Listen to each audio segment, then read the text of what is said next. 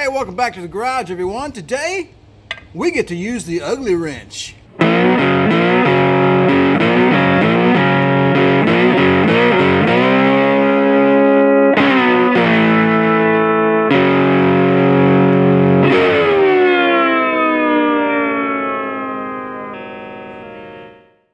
Here we are, we're back on the Volkswagen. I got 3 tasks today. I'm going to replace this turbocharger oil drain line. We're going to replace our lower engine mount here. I think we call it a dogbone is the colloquial term.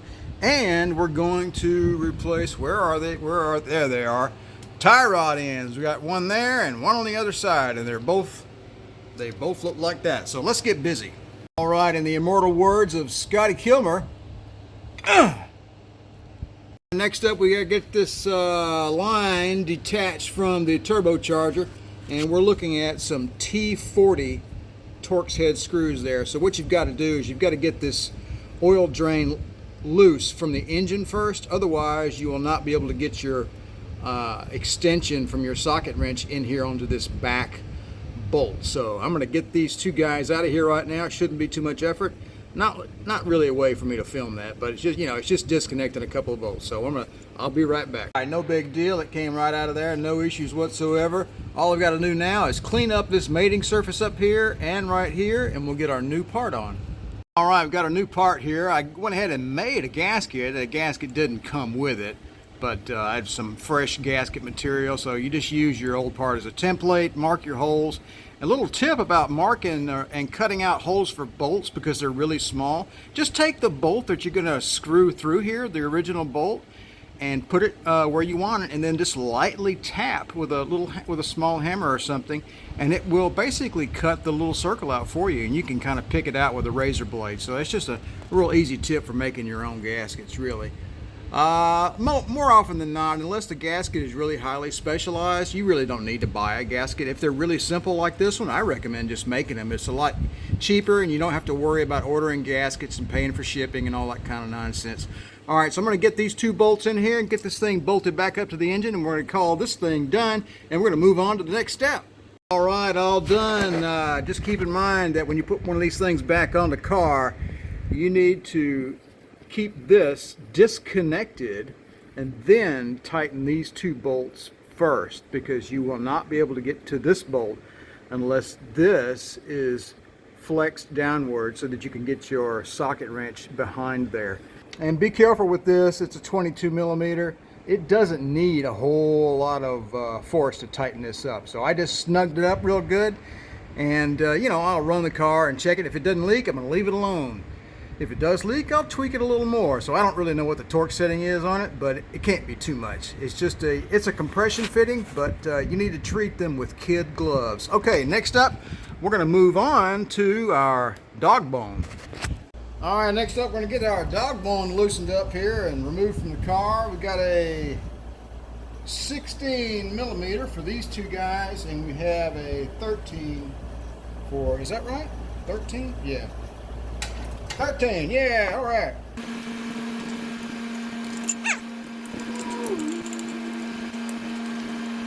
And before you ask, no, I don't have a 16 millimeter on a 1/2 inch drive. I was looking for one, but it seems I'm gonna have to improve or increase my tool complement.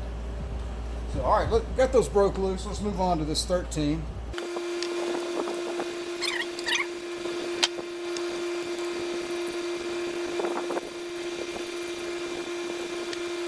Yes, I know these are probably one-time use bolts, but let me tell you what my theory is on one-time use bolts. It's a way to sell bolts.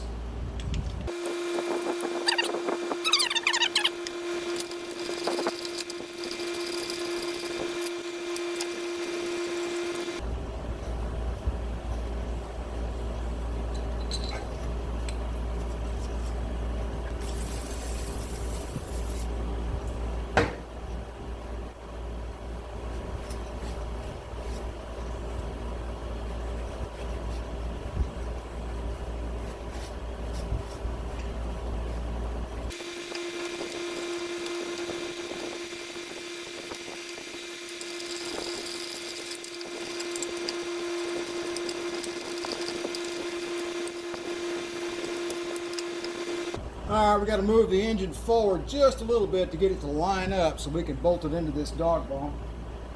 So let me get a crowbar.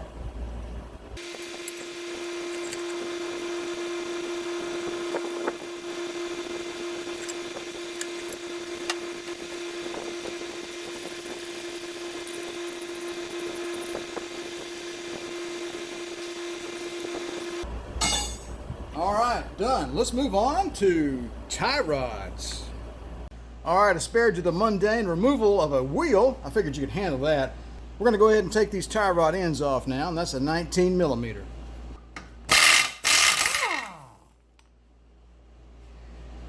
Air tools. All right, let's get our big hammer and see if we can't tap that out of there. This always works for Ed China, but that's never worked for me. Let's see what happens here. That's the first time that's ever worked for me. So what we're going to do now is count the threads here on the tie rod and make sure we record that count. And then we're going to twist this off and put the new one on and make sure we have the same number of threads when we are done. So that way we'll ensure that our alignment remains intact. All right, so I used a crescent wrench and some vice grips to go ahead and get this nut just a little bit loose so I could get this thing loosened. So next up, I'm going to use a crescent wrench on this tie rod end. It's a 19 millimeter, but I think the crescent wrench fits it a little better. So I'm going to hold with the vice grips and use my crescent wrench and spin this guy over here. I'm going to count my turns while I do it. All right, got the number of threads confirmed back here. It was 18 when we started, and it's 18 now. So let's go ahead and get the tie rod end tightened up. It's a 19 millimeter, and it's got a little Allen in the end of it to keep it from turning while you tighten up the nut.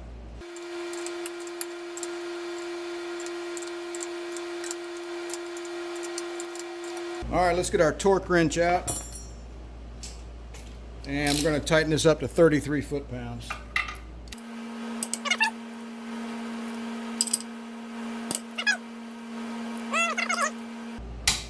There we go. Good enough. All right, folks, we are done with our maintenance today. I'm going to put the other tie rod in off camera. No sense in repeating that one. So, in retrospect, have I ever done a tie rod in on a Volkswagen before? No. Okay, the little nut back here, I'm assuming, this little nut back here is your place indicator for your alignment, I'm assuming. So, really, and truthfully, I did not need to loosen this nut. I should have left it alone, to be perfectly honest with you. So, if I had to do it over again, I would simply take a pair of vice grips, grab the tie rod itself, and then get on the tie rod end with an adjustable wrench and break it loose that way, and leave that nut alone. So there you go. I'd never done this on a Volkswagen before, so education for myself there.